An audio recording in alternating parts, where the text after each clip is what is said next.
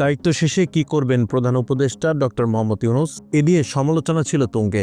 অবশেষে সকল প্রশ্নের অবসান ঘটিয়ে জানা গেল শপথের পর কি করবেন তিনি। দেশের রাজনৈতিক পট পরিবর্তনের ধারায় অনন্য নজির স্থাপন করতে যাচ্ছেন অন্তর্বর্তী সরকারের উপদেষ্টারা। মঙ্গলবার নতুন সরকারের শপথ অনুষ্ঠানে যখন তারা যোগ দিতে যাবেন, তখন তাদের বহনকারী গাড়িগুলোতে সগৌরবে উঠবে জাতীয় পতাকা। তবে ফেরার পথে সেই দৃশ্য বদলে যাবে। নতুন মন্ত্রিসভা শপথ নেওয়ার সাথে সাথেই পতাকা নামিয়ে সাধারণ নাগরিক হিসেবে ঘরে ফিরবেন তারা।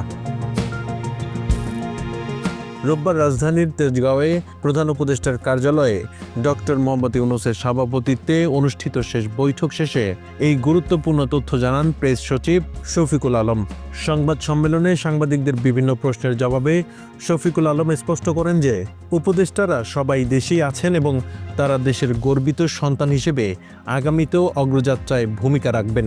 বিশেষ করে কোনো কোনো উপদেষ্টার দেশ ছাড়ার গুঞ্জন বা নেতিবাচক সিন্ডিকেটের প্রভাব নিয়ে ওঠা প্রশ্নগুলো তিনি নাকচ করে দেন। প্রেস সচিব আরও বলেন, অন্তর্বর্তী সরকারের এই বিদায় বেলা যেমন একদিকে আবেগের, তেমনি অন্যদিকে গণতান্ত্রিক ধারাবাহিকতা রক্ষার এক বলিষ্ঠ বার্তা বহন করছে। তারা তাদের মেধা ও সর্বোচ্চ শ্রম দিয়ে দেশকে যে অবস্থানে রেখে যাচ্ছেন তা ভবিষ্যতে আরও এগিয়ে যাবে বলে আশা প্রকাশ করেন প্রেস সচিব।